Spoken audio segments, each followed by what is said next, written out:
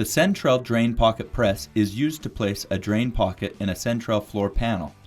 To create a drain pocket, begin by marking the center of the drain location of the Sentrel panel. Using a hole saw, drill a 3/4 inch hole around the marked drain location.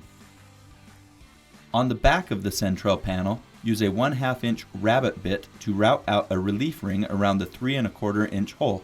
Set the depth on the router so as to leave 1/16 inch of panel thickness. Place the small disc or base plate of the drain pocket tool on a work table with the flat side down and the screw thread pointing up.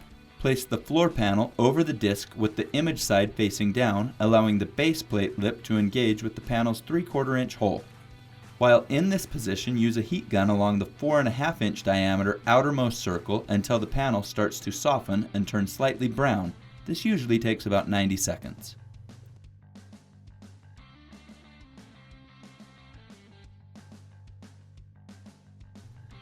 With a heat-resistant glove, hold down the base plate and thread the handle assembly in a clockwise motion until it stops.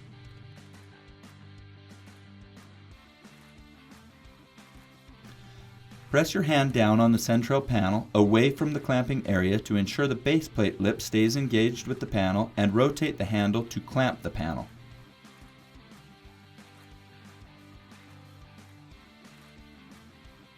Wait 5 minutes or until the panel has cooled and then unclamp.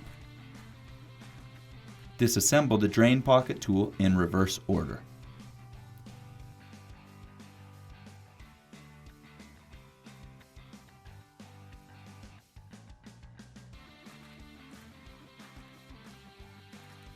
Now that the drain pocket has been formed, you can move on to gluing the panel to the floor slope and installing the drain assembly. When installing the drain, ensure that the strainer and upper drain body with the threaded collar is inserted from the top of the panel.